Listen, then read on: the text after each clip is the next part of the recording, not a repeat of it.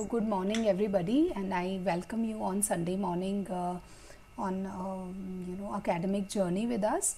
So we have wonderful speakers who are going to improve our insights about the ocular surface diseases.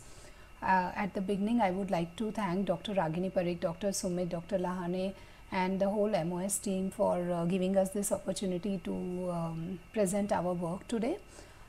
Our first speaker for the day for this session is Dr. Jatin. He is going to talk to us about meibomian gland diseases. So I request Dr. Jatin to start his talk. I'll just give a small introduction. Dr. Jatin has done his post-graduation from All India Institute of Medical Sciences, following which he did his fellowship from LV Prasad Eye Institute, where I had an opportunity to meet him. And now he is currently a consultant at Mumbai Eye Care at Ghatkopar. He is one of the most busiest practitioner in Bombay, and he's an expert corneal surgeon, and I have myself witnessed his surgeries, most difficult lamellar surgeries and everything, and he does it beautifully. So over to you, Dr. Jatin, and looking forward to listening from you.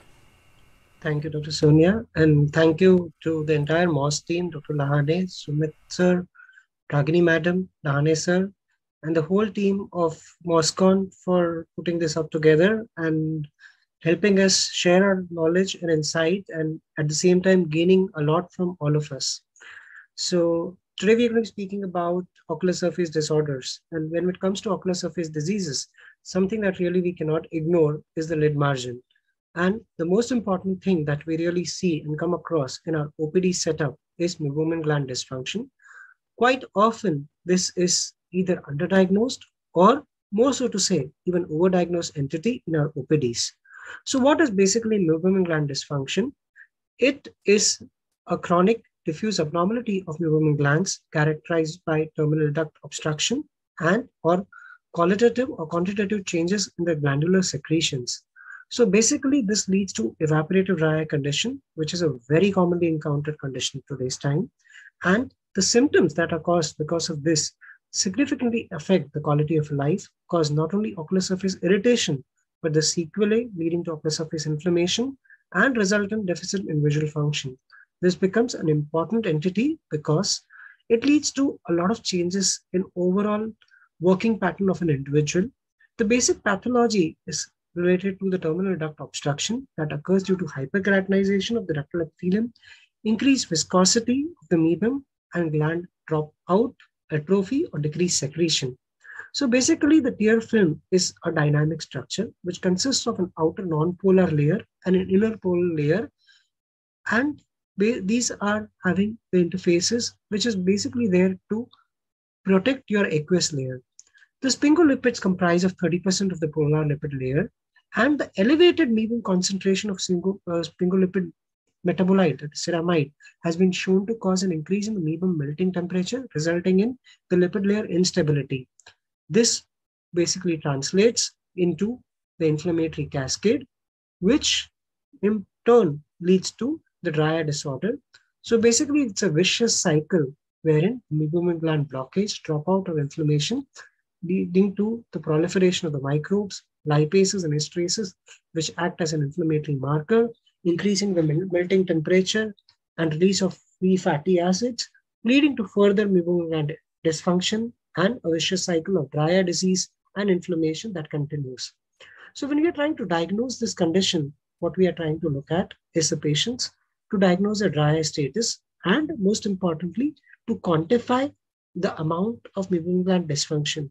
In the present day era, today we have modern tools wherein we can understand the lid morphology, the lid margin morphology. Along with that, also look at the meibomian gland expression. In addition to that, our classical tests such as the Schirmer's and the ocular surface staining form a very important part of the diagnostic modalities. So when you're trying to actually assess the meibomian gland function, what you're trying to do is to look at the meibomian gland expression. So you can apply digital pressure to your lid margin and look at the amount and the quality and quantify the meibomian gland expression. You can do meibometry. And most importantly, a keratography, which using an infrared technology helps us understand the meibomian gland morphology. So this is what we call a meboscopy or mebography. You can also do an in vivo confocal microscopy. These help to understand the actual pattern of these glands.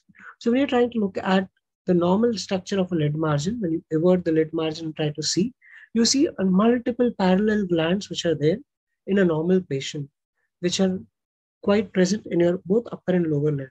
However, in the patients with meibomian gland dysfunction, these may be tortuous, enlarged, or they may be having a crooked path.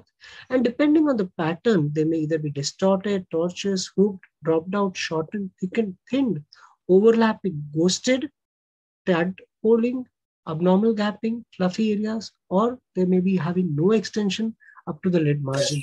So based on these things, we can actually make out how the meibomian gland actually is functioning. So accordingly, we can actually quantify the meibomian gland dysfunction and help us understand what the kind of glands are present. And this will help us in turn treat the meibomian gland dysfunction. So when you're trying to treat the meibomian gland dysfunction, basically the goal of the treatment is to improve the flow of meibomian gland secretion and ultimately to re-establish the tear film stability. So the medical treatment includes antibiotic, non-steroidal and steroidal anti-inflammatory agents, essential fatty acid supplementation, hormonal therapy, and control of Demodex infestation. Along with that, procedural treatment in form of intraductal probing, use of electronic heating devices, IPL treatment or intense pulse light therapy, and intranasal stimulation have been described in literature. So the role of antibiotic, basically the pathophysiologic process of MGD, is to directly decrease the production of toxic products such as lipases, as well as a pro-inflammatory molecule such as matrix metalloproteinases. When it comes to antibiotics, we have had multiple of them. Most commonly used one are tetracycline groups, which include the doxycycline, azithromycin, either in oral or topical forms. So when we're looking at the various studies, which include an RCT, when you're looking at the commonest ones, that is your oral doxycycline, the RCT comparing an oral doxycycline with azithromycin drop, which consisted of 50 patients, was seen that using topical azithromycin 1% twice daily for a week, and then once daily for 2 weeks, vis-a-vis looking at doxycycline 100 milligram twice daily for 3 weeks. And in the both groups, compresses. So it was seen that the symptomatic relief was there in both the groups, and there was no significant difference between the two. Along with that, also when you compare a topical azithromycin and doxycycline, it was also seen there is no significant difference between both the groups. And when you compare azithromycin with oral doxycycline in a randomized double-controlled trial, it was seen that both the groups were doing equally well. However, it is an advantage when you're looking at azithromycin, the treatment is for a very short time, versus doxycycline needs to be used for a very long time. Anti-inflammatory molecules such as cyclosporin and corticosteroids have been used in various RCTs, and it has been shown to have decreased inflammation. Inflammatory markers are significantly decreased, and there's improved symptoms in patients who are using anti-inflammatory agents. Omega-3 fatty acid had traditionally been seen to have improvement in decreasing the inflammatory markers. However, the recent DREAM study has shown that compared to placebo, omega-3 fatty acids have no significant improvement in the ocular surface status in patients with MGD. In patients who are having Demodex, tea tree oil application on the lid margin also has been shown to have good effect on improving the ocular surface. When it comes to procedures, intraductal meibomian gland probing has been shown to have some effect. However, when you combine with the IPL treatment, this has shown to have sustained improvement in the results. LipiFlow is a treatment wherein you increase the temperature of your glands so that there is increase in the secretion of the lipid secretion, has been shown to have good effect when you're trying to treat these patients. However, this modality of treatment is quite expensive and not readily available to everyone. Vis-a-vis, there is a cheaper modality in form of an intense pulse light treatment, which leads to thrombosis of abnormal vessels, heating and liquefaction of your meibomian secretion, allowing ease of secretion, reduction in epithelial turnover, local photomodulatory effect, and activation of fibroblasts and destruction of lines. So this basically is applied on the lower lid in terms of 5 shots in both the eyes, and this has been shown to have improvement in the secretion of your meibomian glands and improvement in your dry eye status. So to conclude, meibomian gland dysfunction is basically a very common cause of dry eye diseases and ocular surface inflammation, and the treatment is multimodality treatment. Thank you once again, Moss, for giving an opportunity to share our knowledge. And I welcome Sonia, who was my colleague at LV Prasad Eye Institute, and she is a cornea consultant at Bombay City Eye Institute, to talk on ocular surface disorder. Thank you, and over to you, Sonia.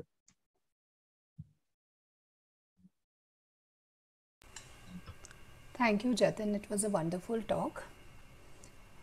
So there's a small change in the order of the talks. It was supposed to be my talk now, but we'll have Dr. Harshvardhan presenting before that. So Dr. Harshvardhan Ghorpade is a cornea ocular surface refractive consultant and fellowship chief at DOVS Eye Institute, Navi Mumbai, and is an honorary associate professor of ophthalmology. He is trained in ocular surface with Professor Dua in UK. He has performed more than 10,000 surgeries in anterior segment, including ocular surface trauma and corneal and other corneal surgeries. He has presented and won multiple awards on international and national forum, and he'll be talking to us today about neurotrophic keratitis. So I welcome Dr. Harshvardhan. Over to you.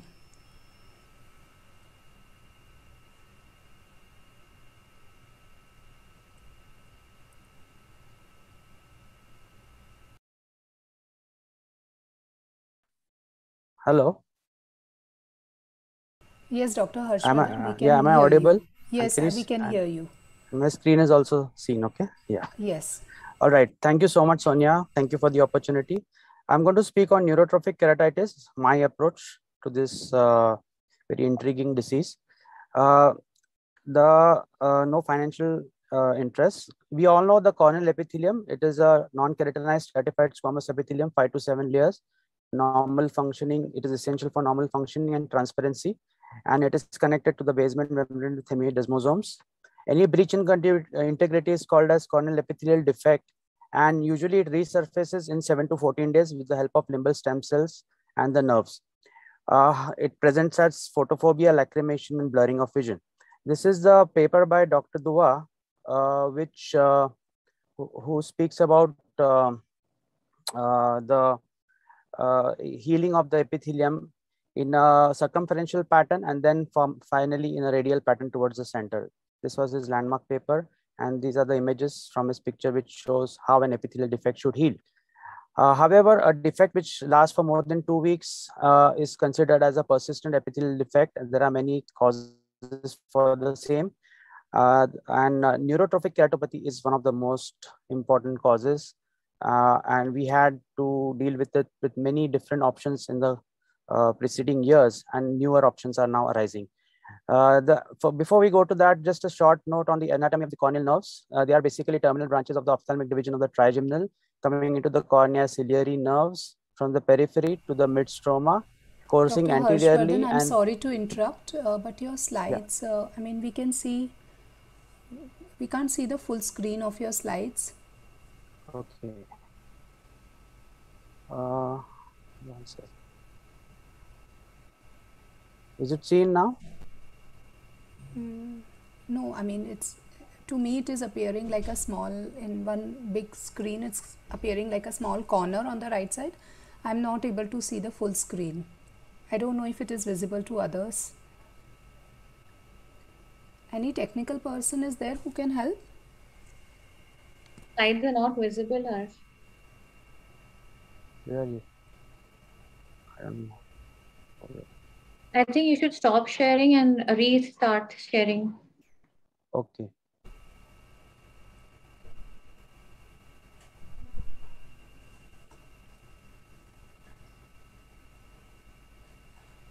How's it now? Yes, we can see. Yes. Okay, sorry for that. So the corneal nerves are terminal branches of the ophthalmic division of the trigeminal nerve as ciliary nerves. They come from the periphery to the midstroma, course anteriorly into multiple branches, and then they move anteriorly, penetrating the Bowman's layer and then forming a subbasal plexus between the Bowman's layer and the basement membrane. A neurotrophic keratitis is a degenerative disease characterized by corneal sensitivity reduction, basically, and spontaneous epithelial breakdown and impairment of the corneal healing. Now, this is important because the nerves provide not only sensations, but also trophism, that is growth factors to the limbal epithelial cells. And therefore, any damage to the nerves will lead to a persistent epithelial defect. And they all share the common mechanism of trigeminal damage, all the various etiologies. There is Mackey's classification, where we have stage 1, epithelial irregularity presenting as punctate keratopathy. Stage 2, where we have persistent epithelial defect with smooth and rolled edges and an oval-shaped ulcer without involvement of the stroma. And the third stage is where we have stromal involvement leading to corneal ulcer and later on perforations and melting. The various etiologies we all know: diabetes mellitus, herpes, CNS tumors, craniopharyngiomas, basically post-LASIK, cataract, transplant, post-radiation, NSAID and anesthetic abuse, and Riley-Day syndrome, which is a congenital disorder. Various factors affect the healing of an epithelial defect. The most important are the corneal nerves and the limbal stem cells. Along with that, vascularization of the cornea, various growth factors, and dry eye. And finally, external factors like mechanical injury, inflammation, infection, and systemic factors play a major role. This is a vicious cycle between, there's a cycle between the nerves, stem cells, and the vessels. Where there is nerve damage, it prevents proliferation of progenitor stem cells, which in turn leads to lack of stem cell proliferation. When there is lack of stem cell proliferation, there is vascularization, the blood vessels take over.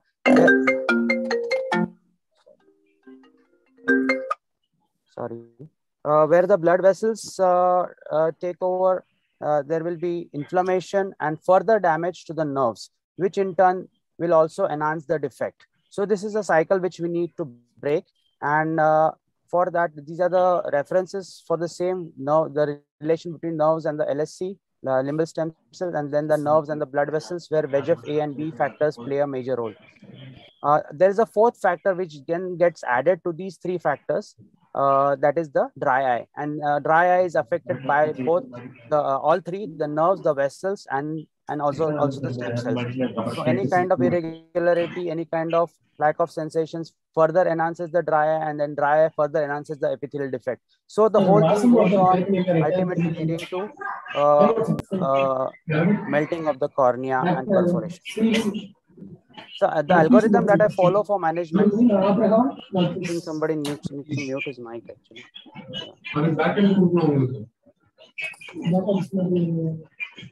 The algorithm for management, first we look at the etiology, then we do the diagnosis, and then we treat. For etiology, we look at the local factors and the systemic factors. The local include exposure, keratitis, marginal, rosacea, we exclude all these. The systemic factors, we rule out autoimmune, neurotrophic, and other diseases like nutritional. The diagnostic, we look at all the clinical examination, dry eye testing, cultures, and review of systems. In clinical examination, we look at slit lamp staining, but most important is the corneal sensation. We use cotton wisp or a Cauchy-Bonnet aesthesiometry, where we do divide the anesthesia of the cornea in terms of mild, that is between 35 to 50, moderate 15 to 34, and severe, that is below 15. Confocal microscopy can be done wherever it is available to look at the various aspects of the nerves, including density, limb branching, and regularity. Other tests like OCT and biopsy can also be performed.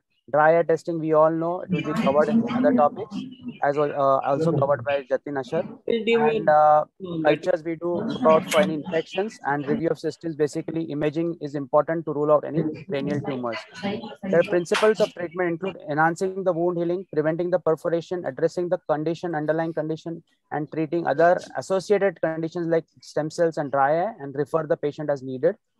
For enhancing the wound healing, we obviously use initially lubricants, punctal occlusion, eyelid patching, and discontinue any toxic medications. We also add therapeutic contact lens in stage 2, tarsorrhaphy, and growth factors when the going gets tough. To prevent perforation, we use collagenase inhibitors, tissue adhesives, and amniotic membrane grafts. Along with it, we can use Thinners patch, and conjunctival flaps, lamellar and tectonic transplants. Coming to addressing the underlying condition, we have multiple options, but the most important, considering the nerves, is neurotization. That is a definitive treatment where we actually neurotize the cornea, where the nerves grow back into the cornea. This is a flow chart which shows the various treatment options considering the stage, starting with initial treatment of lubricants and patching and other things, basically, and then going towards tarsorrhaphy, conjunctival flaps, amniotic membranes, and finally TAVCL, that is tissue glue, adhesive and glue, and keratoplasty as the last option.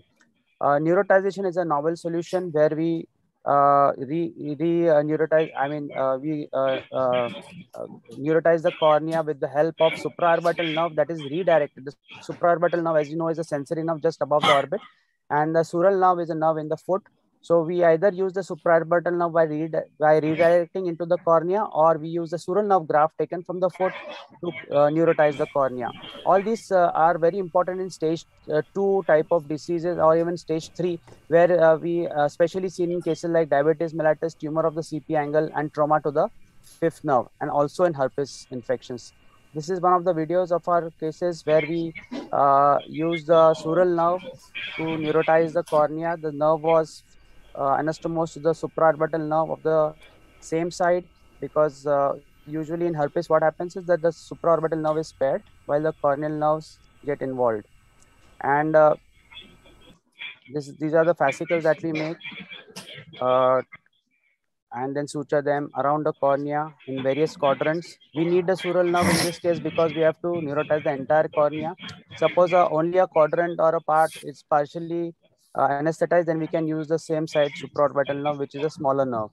But when we need larger amount, we use the sural nerve. This is how we complete the process. We had done a simultaneous corneal transplant in this case. And finally, the conjunctiva is closed. These are the results where we see the epithelial defect healing in about 8 weeks time completely. And the anesthesiometric score also improved from almost 0 to coming close to 50. And the cornea was clear and never again had a epithelial defect. The newer treatments also include Synergermin, which is a nerve growth factor available now, called as Oxervate, but it is extremely expensive, and the results are also not very convincing in terms of correction of the sensations. We all know the other aspects which will be covered by the other speakers. I'll just quickly brush limbal stem cell deficiency covered by various, Dr. Sonia will speak about it, I think, and the results of one of our cases. And vascularization can be taken care of by anti-VEGF injections, and that various other options like conjunctival recession is also can be done. Growth factors are very important, and they can be supplied by various aspects by giving mesenchymal stem cells, by autologous serum, by amniotic membrane, and by newer synthetic agents like thymosin B4 and Nexagon, which are now used and available as growth factors. Dry eyes can be treated by lubricants, punctal plugs, and also other things like nutritional deficiencies like vitamin A, D, MGD, and secretagogues can be used to treat dry eye. Mechanical factors have to be taken care of apart from while treating the neurotrophic keratitis, and these include lid margin keratinization. Initially, BCL can be used, later closed lenses or scleral lenses are employed. Tarsorrhaphy, mucous membrane grafts is a very good option, especially in SJS. Purvasha will speak about it. And infections and inflammations can be taken care of by specific antibiotics and anti-inflammatory agents, while systemic causes can be treated by a physician. Impending perforations, we obviously use options like glue BCL tenons, multi-layered grafts, lamellar grafts, and conjunctival flaps. So in all in all, it's a very intriguing disorder, and every stage has to be dealt with differently. And I hope with all the various options in our armamentarium, we can now confidently deal with this very difficult disorder, especially with things like neurotization and growth factors. Thank you so much. Thank you, Sonia. Thank you, Moss, for this opportunity. I hope you enjoyed it.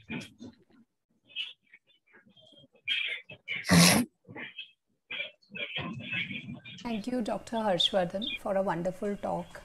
Very insightful and very encouraging for us to, treat our difficult patients of neurotrophic keratitis. We'll be taking the questions later on. I'll go ahead with the next talk in our series of ocular surface disorder by Dr. Purvasha. So Dr. Purvasha is a very, very dynamic corneal surgeon and a stem cell specialist. She has done her corneal training from LV Prasad Eye Institute and was a senior consultant at LJ Eye Institute in Ambala. Can I request others to please keep their mics off because there's a lot of disturbance.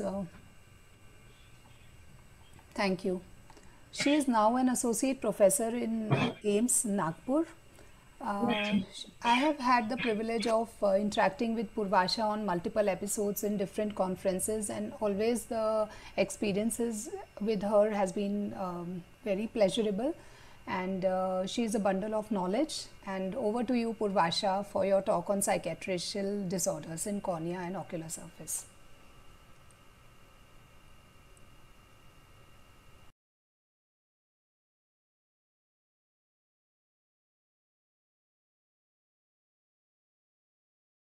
So good evening, good afternoon, everyone. So is my slide visible?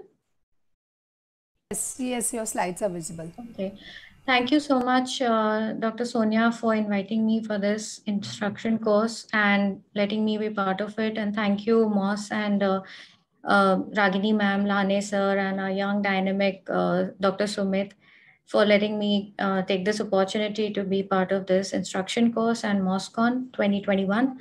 So basically, chronic cicatricial disorders are basically, it is a group of disorders with local and systemic causes which lead to chronic conjunctivalization or causing of scarring in the conjunctiva. And various causes can be present. And let's go through a few examples over here, classic examples here. The most classic one that we see is Stevens-Johnson syndrome, wherein, as you can see here, there's lid margin keratinization on all the 4 lids. There is keratin plaque present. There is a posterior migration of the mucocutaneous junction. As you can see, there are visibly, there is a limbal stem cell deficiency with corneal vascularization along with symblepharon formation and dystichiasis. So this is a typical case of chronic cicatricial conjunctivitis wherein the history is very typical, and the history of fever or a drug reaction precedes this kind of a presentation. And sometimes the presentations might not be so typical. So this is one of the spectrum. This is one side of the spectrum.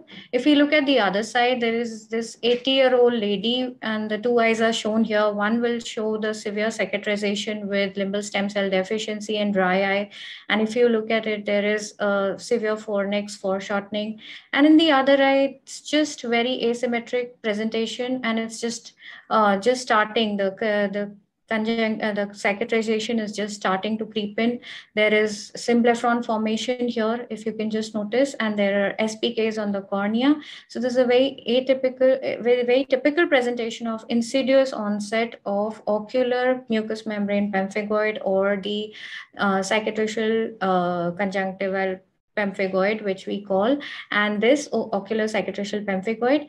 And this is basically seen in older age groups and presents with a very asymmetric presentation. Now, if we look at this patient who underwent an allogenic bone marrow transplantation, HLA matched and everything, and he's on immunosuppression, and you see that there are SPKs developing, there's a dry eye developing, and there is presence of punctal semilunar loss of the plica semilunaris along with medial canthal fibrosis. And this is basically heralding the graft versus host disease that we see. And before the systemic manifestation, the full-blown manifestations arrive, this can be easily diagnosed, and the patient can be put on increased immunosuppression and prevented from the graft versus host disease to progress further. Another one is the drug-induced cicatricial conjunctivitis, wherein you see that there's a typical inferior fornical shortening along with symblepharon formation, which is more so medially rather than laterally, and more in the inferior fornix as compared to the superior one. There is a zippering of the zippering kind of symblepharon, which is formed as against this homogeneous one formed otherwise. And the punctum becomes edematous, or there might be ulcers present because of the drug or its preservative, and its contact time is more in that area. And there might be punctum to punctum fibrosis or pillars present due to the chronic cicatrization. So this is typical of the drug-induced variety. This is another 65-year-old lady with chronic ocular surface disease, and there is in very later diagnosed, and this proved out to be ANA positive and SSB positive, and so this was a case of primary Sjogren's syndrome, which showed later on the cicatricial changes. And on the other end of the spectrum is a stark, very prominent presentation with large granulomas on the bulbar as well as tarsal conjunctiva, wherein there's progressive epithelial keratopathy also in the later stages with the limbal stem cell deficiency. And this basically will require systemic immunosuppression immediately, and conjunctival biopsies will help to, conjunctival and oral biopsies will help to diagnose this condition. This is basically a bullous pemphigoid. So these are the various presentations that could be manifestations of the chronic cicatrization going on in the conjunctiva. And this is basically a review of which I was a part of. This was a chronic cicatrization conjunctivitis study group. And we basically tried to bring out the diagnostic as well as the therapeutic approaches and the algorithms that were developed to help any kind of an ophthalmologist to basically try and diagnose these conditions and then find out the management. So chronic cicatrization conjunctivitis can have different causes, and the management depends upon the cause, the type of cause, and the treatment based on the local or systemic disease. So it could be an ocular disease which is causing it, or it could be an oculodermal disease, or it could be dermal diseases with varied ocular presentations. It could be due to multi-system disorders with congenital as well as acquired conditions. So if you look at the ocular diseases, it could be drug-induced, like in cases of glaucoma medications, post-adenoviral conjunctivitis, trachoma, or thermal burns, surgical radiation injuries, or OSSN. Oculodermal diseases, the most common ones are SJS and mucous membrane pemphigoid, the bullous pemphigoid, paraneoplastic pemphigoid and pemphigus, or atypical or atopic keratoconjunctivitis, and the rest of them also could be dermal diseases, which can be found out and then managed. So if we look at the algorithm for trying to diagnose the etiology, we can just take a detailed history and do a general examination and mainly reach a diagnosis, provisional diagnosis. If it has been since early childhood, it could be either an epidermolysis bullosa or an anhydrotic ectodermal dysplasia. If there's been some burns, then the history can be elicited. If there has been repeated surgery for pterygia, that can be elicited. Or if there's head and neck radiotherapy, or there's paraneoplastic pemphigoid can be diagnosed, or a radiation-induced cicatrization might be present. If the patient has received allogenic bone marrow transplantation, it could be a graft versus host disease. Or if he's using glaucoma eye drops, it could be a drug-induced cicatrization. If we elicited a history of dry mouth or joint pains, it could lead to Sjogren's syndrome or secondary Sjogren's also. History of atopic keratoconjunctivitis could be presenting as systemic as well as ocular atopy. If there is skin or mucosal involvement along with the cicatrization, mostly it goes towards the SJS and TEN involvement, whereas an absence could lead to a diagnosis or clinical suspicion of mucous membrane pemphigoid or other autoimmune diseases, wherein then we need a serological profile to be done and an HLA typing. And we strongly recommend that a conjunctival biopsy be taken, and that could be sent for histopathology as well as direct immunofluorescence, DIF, which will help us to rule in or out the clinical diagnosis. And that can then lead to rule out certain conditions which have a very different management, like OSSN or sarcoidosis or AKC. So this is important. And when we also kind of developed an algorithm for managing these cases. So basically we have to divide them into progressive cicatrization or non-progressive cicatrization. If it's progressive, if we find out the cause as a drug, then we have to arrest progression by discontinuing or replacing the drop. And if it's due to systemic causes like mucous membrane pemphigoid, GVHD, or other autoimmune diseases, then the patient will require systemic immunosuppression.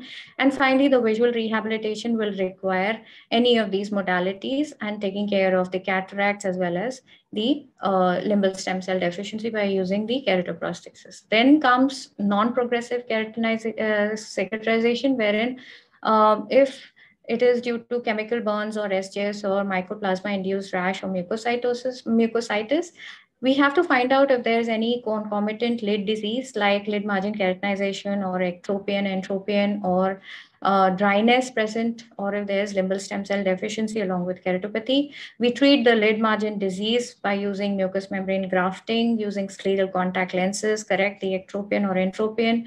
Dryness is usually addressed with using intense preservative-free lubrication along with scleral contact lenses, or might even need a minor salivary gland transplantation. Whereas limbal stem cell deficiency will require a transplantation, and if it's too advanced, then a keratoprosthesis. So this is basically a simplified algorithm to try and these algorithms try to diagnose and classify and treat or manage CCC. And this does not mean that everybody has to be aware of the intricacies of immunosuppression or have to have their scleral lenses in their practice. It is just that we should not miss that window of opportunity, which is there in initial stages of cicatrization. And we should not miss that window of opportunity, and maybe refer the patient to a person who is practicing an ocular surface disease clinic, and that can actually save the eye as well as diagnose the systemic condition as early as wherein it can be salvaged further. So that is the basic aim. And thanks again, Sonia and MOSCON, for allowing me to present today. Thank you so much. Thank you, Purvasha. It was a wonderful talk, and I must compliment your images. Like, they were really very beautiful, very nice images, and it made our understanding of the whole disease very, very clear. So thank you. Thanks a lot for that. I have just one query in my mind, that in these cases you mentioned the need for conjunctival biopsy. So what would be the method of doing the conjunctival biopsy? Like, which part of the conjunctiva should we take? How should we store in which preservative should be used, and how we should transfer it to the lab? If you can please elaborate.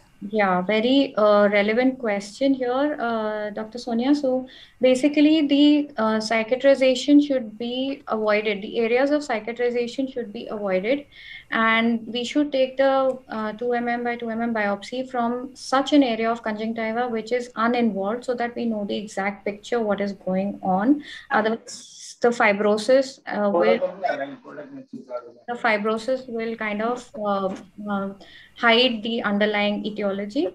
And also the biopsy has to be divided into 2 sections. One has to go in formalin to the histopathology section to know the histopathological features like OSSN or sarcoidosis or atopic keratoconjunctivitis, whereas the other part should go for a direct immunofluorescence in Michel's medium, which is a very specific medium, transport medium for these biopsies, and that can be then taken up for specific markers and basement membrane immunofluorescence, and all those antibodies can then, C3, C4 can then be diagnosed, and that can lead to a diagnosis of OCP or mucous membrane pemphigoid. But I should also put this fact in front of you that 50 to 86% of the biopsies might come positive, but the rest also then, based on the clinical suspicion, we still have to make our diagnosis and then go ahead and, if needed, immunosuppression should take place. So a negative biopsy does not rule out OCP or MMP. Thank you for that. Do you prefer to start immunosuppressives on your own, or do you prefer to have an immunologist along with you in managing these patients? Definitely, an immunologist or a rheumatologist on board the team is important to co-manage the patient, because these sometimes are young patients and we don't want to take any risks. Thank you for asking that. Thank you, Dr. Purvasha. Trying to unshare my screen. Has it happened? No, it's not happened yet. So our next speaker for today is Dr. Charuta. Dr. Charuta Puranik is a cornea and anterior segment specialist. She has been trained at LV Prasad Eye Institute and Kyoto University of Medicine under Dr. Kinoshita. Her special area of focus is ocular surface and regenerative medicine solutions for keratoconus. So, and I had the privilege of interacting with Charuta on multiple occasions, especially in the last year and a half or 2 years. We have been interacting much more often because of the virtual platform. And it has been an absolute pleasure to Charuta. She has always been very helpful in my academic journey. So over to you, Dr. Charuta, and looking forward to listening on management of PANIS. Once again, I request the others to please keep their mic on mute as still there is disturbance on the background. Technical team, there are 2 mics on. Dr. iPhone, can you please? Dr. Purvasha is still sharing her screen, so I'm not able to start my presentation. Team. Yes, Doctor.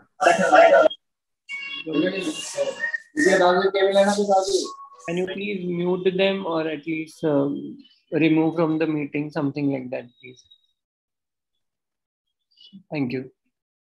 Sorry for the disturbance. So good evening, good afternoon, everyone, and thanks a lot for inviting me for this meeting. Dr. Sonia has been an amazing accomplice, as she said, for the last 1.5 years, where we've been working together for a few projects. And also, thank you to the MOSCON organizing team, scientific team, Dr. Sumit, and of course, Dr. Ragini ma'am. This has been a wonderful opportunity, and thank you for this platform. So today I'm actually going to talk about PANIS management in a different format. And this has been an opportunity which has arisen on several occasions that I've been able to offer to my patients. So we know that clinically 2 types of PANIS we often see. That is, one is the inflammatory PANIS. So inflammatory PANIS is typically avascular. Subepithelial inflammatory cells will be present, and they may or may not be associated with scarring of the stroma. This typically responds to medical management. The other variety which I'm going to focus on today is the fibrovascular, the degenerative form. And there is a band of vessels, there's a lot of fibrovascular tissue, and it actually continues to progress. Now, this form can be managed by surgical modalities and non-surgical modalities. I'm going to talk about both of them. Now, very often in clinical meetings, we discuss about the fibrovascular PANIS developed as a result of chemical injury or Stevens-Johnson syndrome. Now, this is one of the case reports that was published a couple of years ago, wherein the 16-year-old female patient developed these sequelae. And if you can see towards the left, you can see there's a fibrovascular PANIS formed, and most of the cornea is covered. And there's also a lot of cicatricial changes happening, and there's symblepharon formation. So in this case, what was done was the PANIS was released, an amniotic membrane graft was placed. And after the amniotic membrane graft was placed, there was again formation of a single membrane, which again was incised, and then the further definitive management was done. This is one approach that can be done. Now, in the second form of PANIS that we see, of course, these are all rare presentations in our practice, is in the form of syndromics. So this is one of the cases which I have managed in my clinic, is the Fraser syndrome. Now, for an introduction, Fraser syndrome is a rare autosomal recessive disorder. It is characterized by fused eyelids, syndactyly, and other systemic anomalies such as genitourinary. And among the other ophthalmic manifestations, we have missing eyebrows, eyelashes. There may be hypertelorism. There may be absent and malformed lacrimal ducts, lid colobomas, microophthalmos or anophthalmos. So this is one of the patients that presented to me, and if you can see in the videos and the photographs here, that we have most of the characteristics that I described before, including the fused lids and the symblepharon formation, and limitation of extraocular movements, absent eyelids. Now, the right eye has actually undergone some form of plastic surgery in his childhood, and there was a skin graft that had been done that had contributed probably to the exaggeration of the symblepharon formation between the lids. Now, if we can, if we see that both the eyes obviously have a defect, visual loss because of the PANIS, and in the right eye his vision was only counting fingers, and in the left eye it was counting half meter. So his left eye being the seeing eye now, we decided not to touch it, although it seemed to have a better prognosis for surgery. B scan in both the eyes was normal. And again, the younger sibling also gave a history of similar problems, including presence of glaucoma in his eyes. thereby making the visual prognosis guarded. However, being non-eyed almost, we had to attempt the surgery.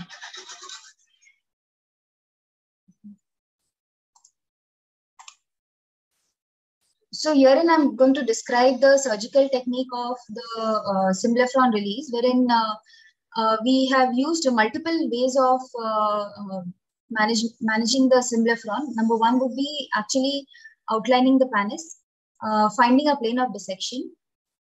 Hemostasis was achieved by use of mechanical pressure and by use of diluted adrenaline. The plane of dissection was very difficult to find as against what we normally see in a chemical injury that has been managed in the initial stages.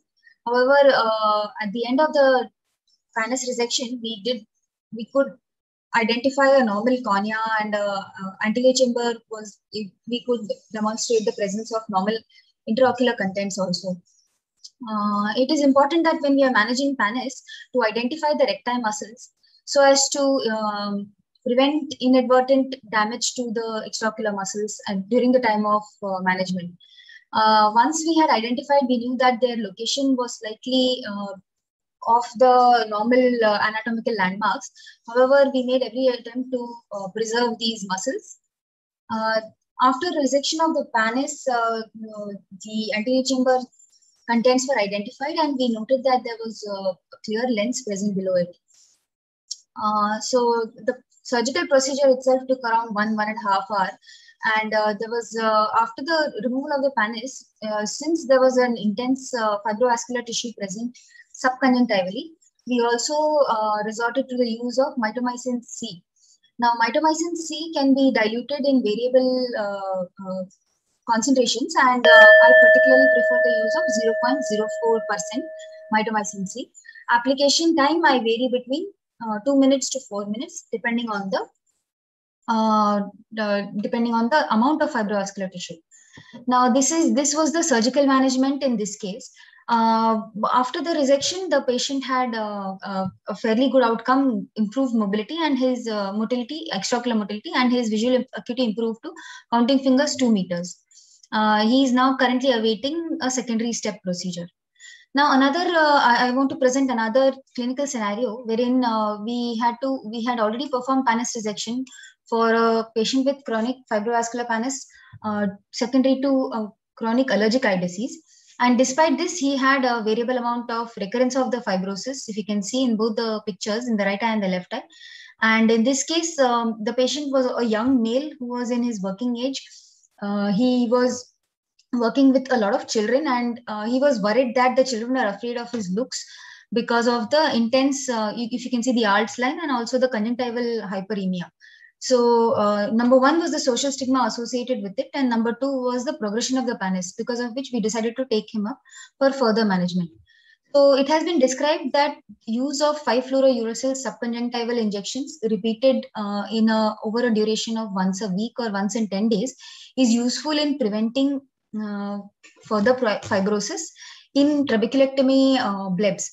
Now, it has also been used in fibrovascular panises, and we have used this modality in the previous patient which I described, and very successfully so, because we could prevent the progression of the panis, and in fact also gave him some cosmetic benefit by reduction in the amount of melanocytes.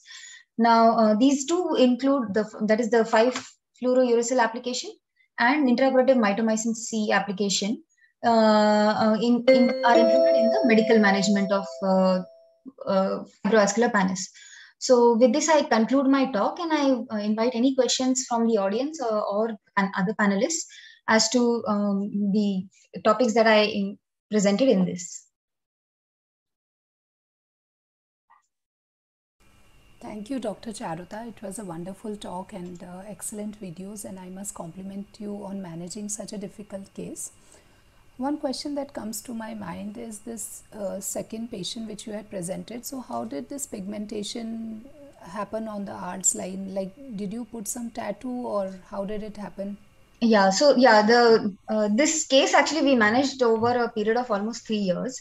Okay. So initially he came, he has both adult VKC along with keratoconus and with the Art's line. So although his keratoconus was non-progressive, he was still symptomatic from the allergic eye disease point of view.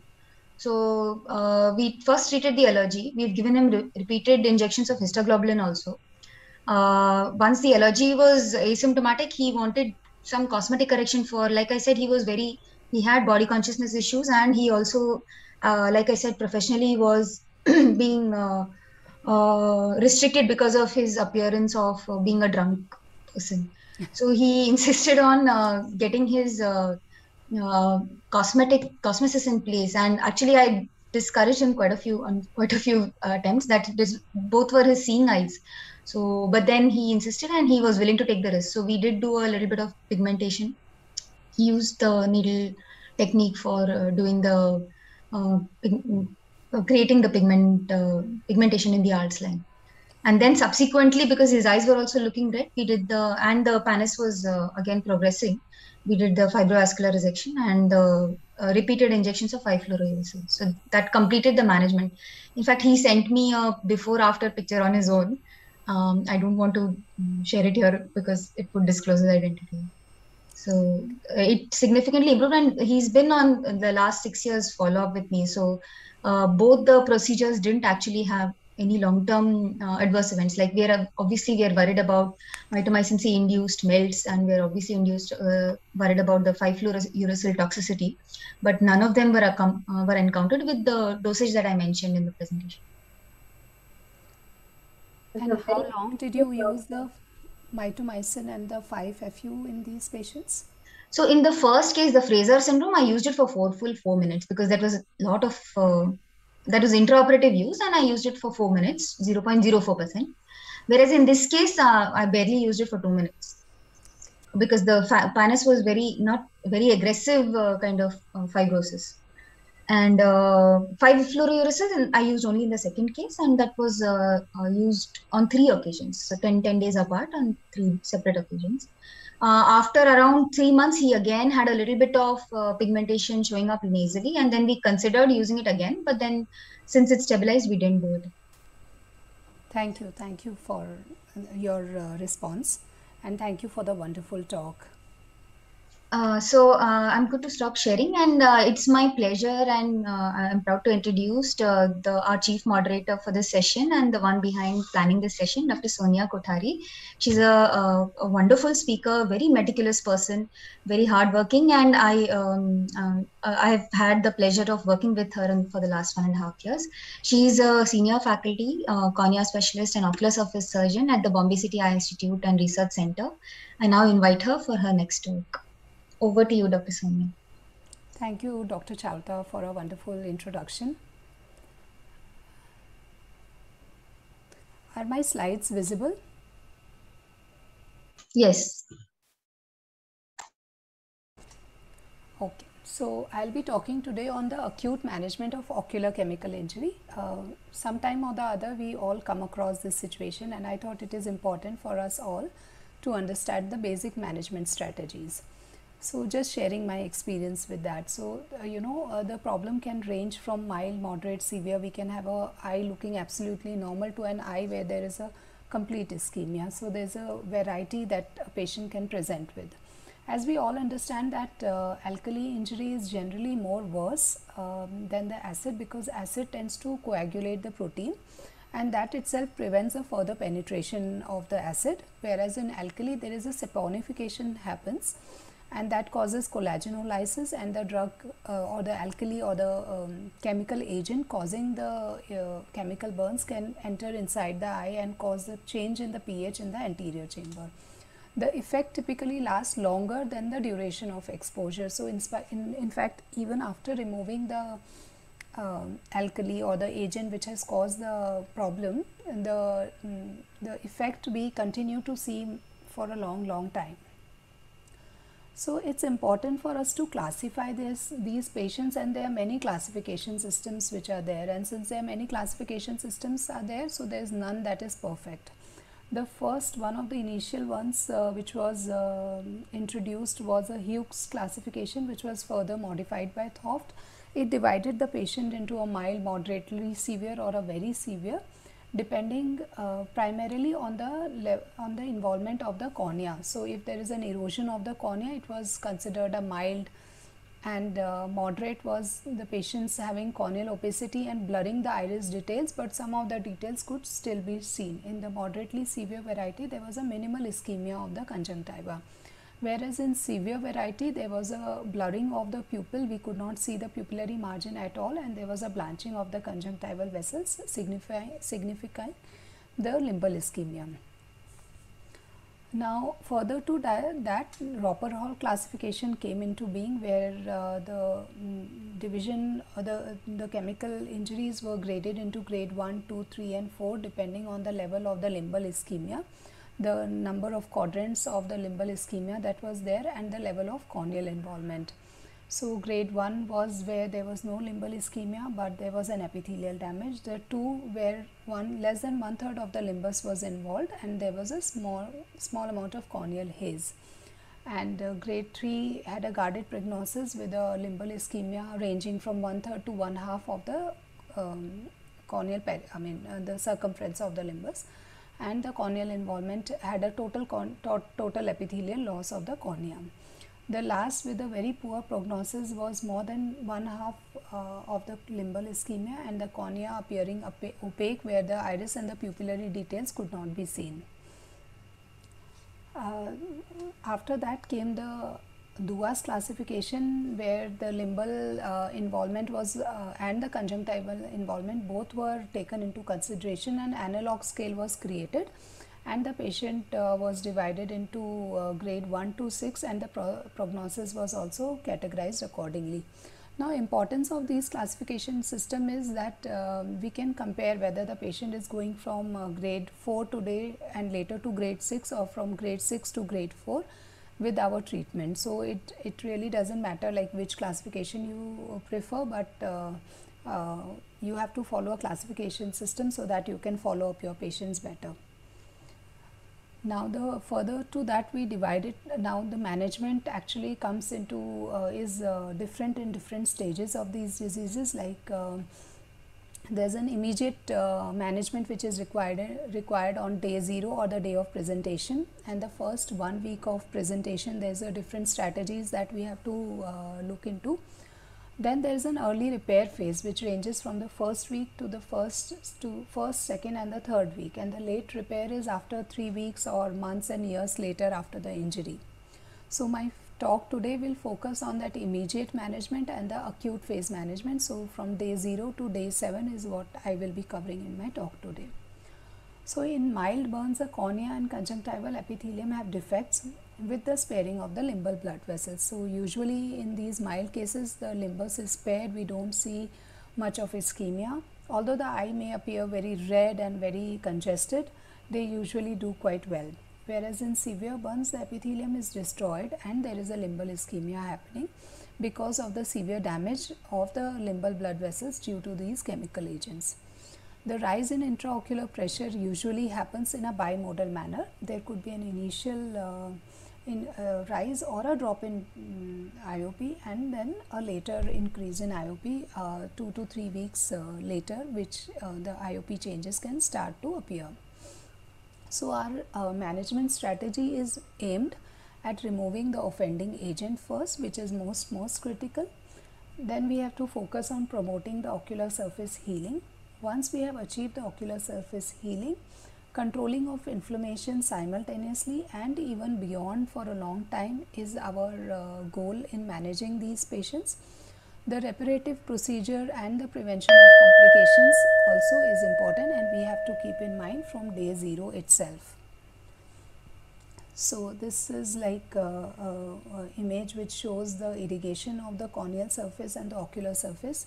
Wherever the patient has got the injury, we have to start irrigating right there, with whatever liquid we can provide to the patients. If there is like a saline, or if even nothing is there, then tap water cleaning is also important. So it will take care of the, it will remove whatever chemical agent as much as possible. If we have a litmus paper, it is a good idea to test and see if there's a change in pH, which if it is an acid attack, then we have to basically try and achieve a normal pH level of the ocular surface.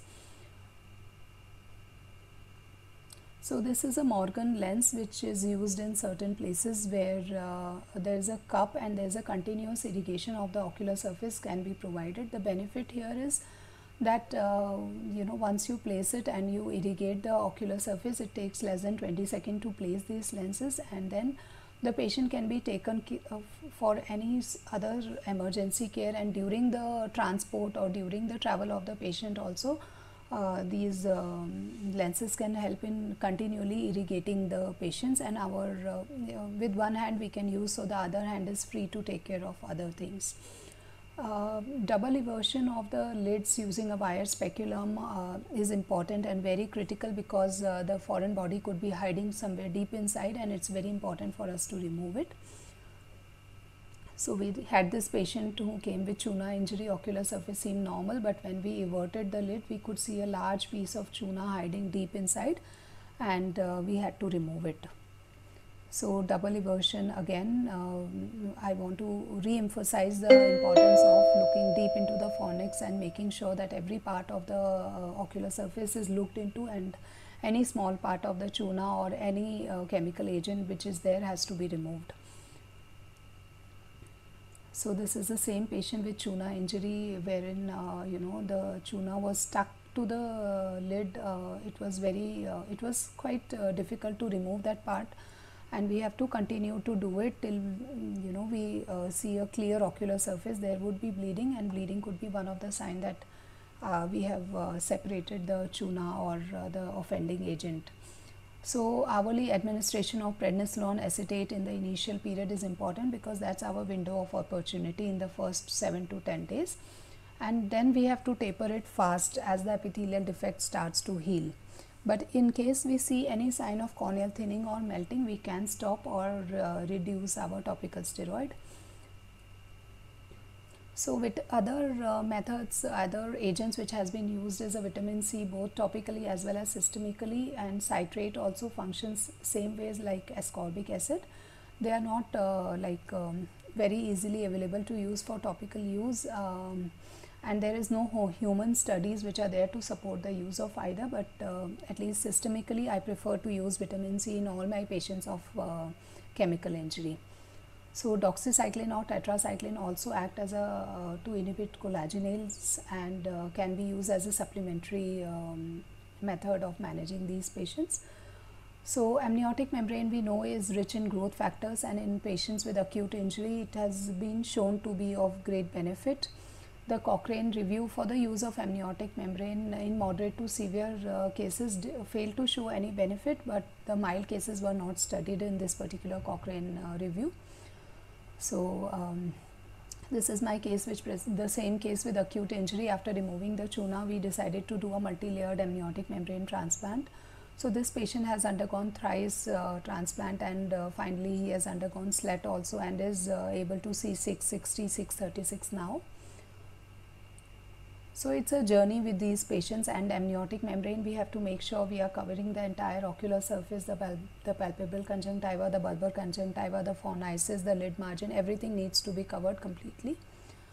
So in addition to that, we have to keep in mind that topical antibiotic, anti-glaucoma, cycloplegics is given, and the debridement of the necrotic tissue is also done on at the right time. So this is a small video showing the removal of the necrotic tissue, because these could be releasing certain chemical mediators over a long period of time. So in acute phase, oxygen therapy has also been suggested, which improves the limbal ischemia and improves the epithelialization, and can improve the visual acuity and reduce the complications. So, and topical autologous platelet-rich plasma is also shown to be of some benefit for ocular chemical injury, and whenever possible we can try and use these. Sometimes we have had experience of using autologous serum in patients with chronic like epithelial defect which were not healing, and it has healed after that. So there's a small, flow chart showing managing. First you try and irrigate the eye, then check for the pH. Once the pH returns to normal, you start with antibiotic steroid. If the pH does not normalize, you continue to, irrigate.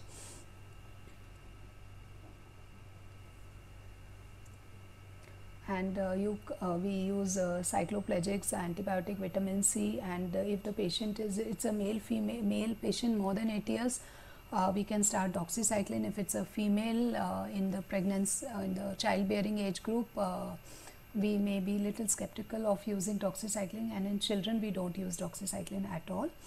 For using contact lens versus amniotic membrane, I prefer to use amniotic membrane if along with the epithelial defect, if there's a limbal involvement or the conjunctival involvement, then I would prefer to use an amniotic membrane. So to summarize, the ocular chemical injury can cause blindness, and early treatment is very, very critical. We have to irrigate until the pH is normal, identify the agent, remove the agent, evaluate and quantify the damage, and consider the surgery for necrosis or for chronic effect of these. So treat the inflammation and the elevated IOP and prevent the corneal scarring and keratolysis. So this was a small summary, and I thank you all for attending the course today, and it was a wonderful session.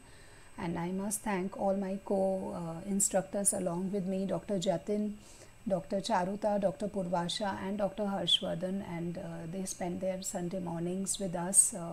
Thank you all, and thank you Dr. Sumit, Dr. Ragini, Dr. Lahane and the whole MOS team for giving us this opportunity.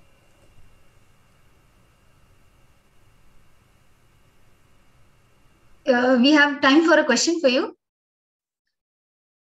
I think there's no session at 1, so... yeah, 1:30 is our next session. Yeah, so... No, you used autologous serum, you said, and can you just elaborate on what's your protocol for getting the autologous serum, and how do you store it and how do you dilute it? So usually what we do is we take 20 cc of blood from the patient and we send it to the eye bank. So EBCRC is having that, what do they call it, the centrifuging machine, centrifugation, and they only prepare the autologous serum for the patient. Usually they make from the 20 cc, they give 4 to 5 bottles of autologous serum, which patient can keep in the refrigerator and use 1 bottle at a time. So 3 to 4 times in a day patient has to use it. And a few times I have had the privilege of using it, and I found it quite useful in those refractive cases, refractory cases. Mm-hmm. Actually, there is one trial between Synergamine and the autologous serum, and in fact the results have been found to be equal or even better with autologous serum. Dr. Harshvardhan is also using autologous serum in his cases as an adjunct, or I think Dr. Harshvardhan is here. Is here, yes. You are muted actually. I've not used autologous serum for a long time actually, but because amniotic membrane has really redefined treatment in chemical burns. However, as I said, in persistent epithelial defect, it's a very good option, and providing growth factors similar to amniotic membrane, and in fact along with amniotic membrane, it does work quite well.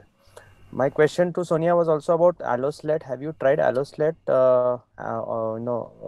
as an initial management in some of acute cases, or how do you look at it? So I have not tried Allosled in any of my patients. I have tried Sled in this patient's, but that is 2 years later, and it was an auto Sled only. And that I don't have any experience of using Allosled as an acute management, but what is your, have you used it, and or if any of the other panelists have used it, it will be nice if you can share your experience. I've used allosteric sled but not for chemical injuries. I've used it in case of extensive ocular surface damage, bilateral, with xeroderma pigmentosa. So in that case, actually, we didn't have any normal limbus left. So we did, initially we did an impression cytology that was negative for any OSSN, and then we did a biopsy So again, that was also negative. But in spite of that, he had extensive pannus in both the eyes, and the vision was limited. So we did the usual pannus resection with an anterolamellar keratoplasty in one eye, and then pannus resection in the other eye because the cornea underlying was clear. And then, in order to re-epithelize the surface, we used the allogenic limbus. So we put him on once a weekly interferon alpha 2B topical. So he's doing well so far. We've been following him up on virtual consultations, but the eye where we did the ALK, he's developed interface vascularization, but the other eye he's doing pretty well. Both the eyes we used allogenic tissue, and he's still continuing to use topical Predford. We couldn't start him on systemic immunosuppression because he was not motivated at all for the follow-ups and the blood tests and everything. So we had to just continue him on the topical. But we've continued him on interferon alpha and this prednisolone, topical prednisolone. Excellent. In your experience, do you think even Purvasha can answer this? Does Alloslet also help in growing back the conjunctiva to an extent? I mean, we know that the stem cells repopulate the cornea, and by definition or by our understanding, the conjunctival stem cells are in the fornices. But in my experience or in my understanding, these cells should also be able to help us grow back the conjunctiva and not only the cornea, corneal epithelium.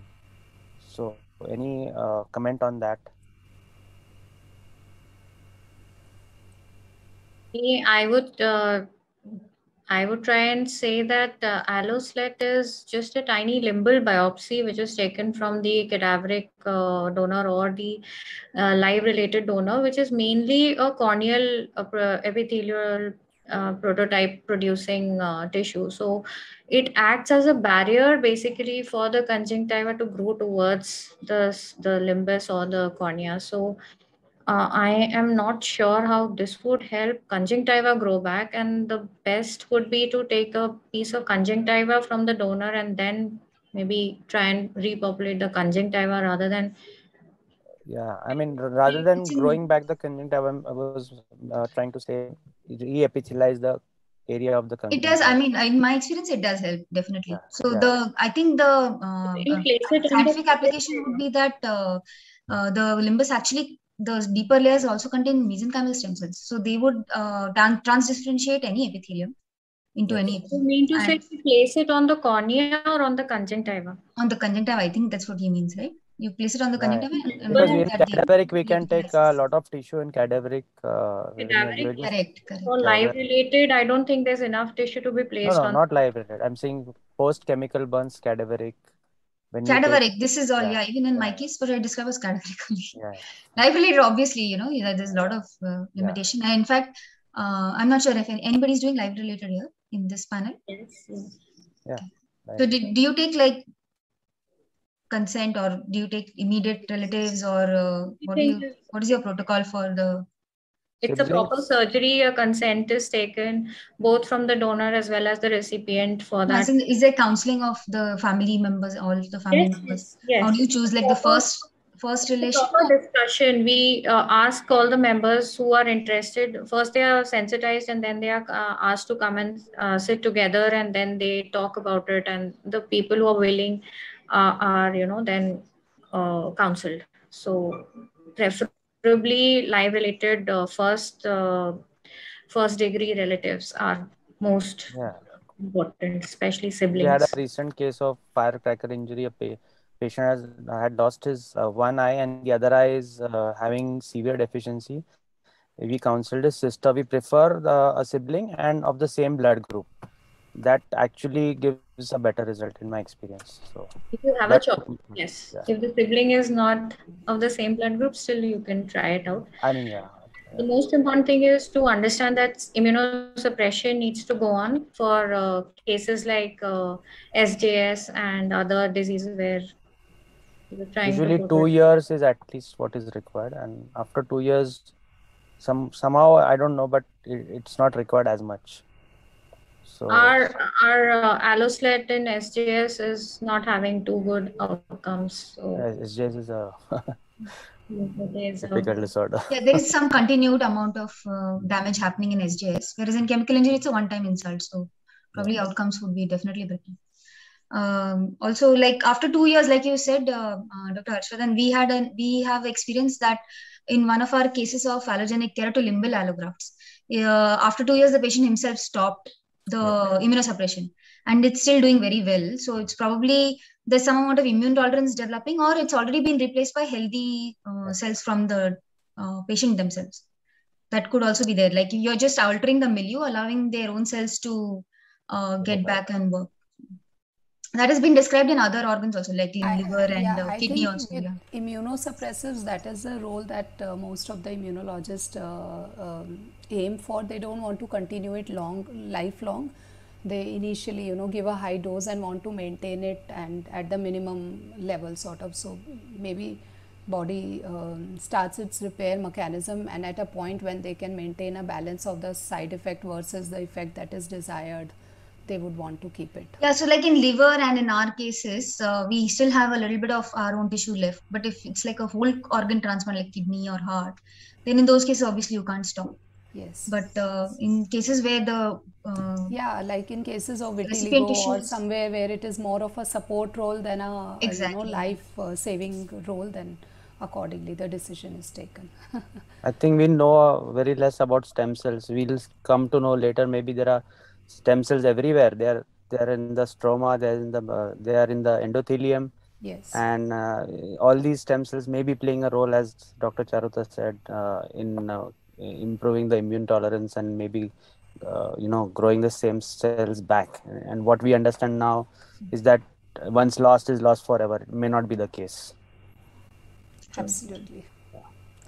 So thank you everybody. Okay. It was a wonderful session and very good discussion. Thank you, Sonia. Thank you. Thanks a lot. Thank you, everyone. Thank you, Ragini ma'am.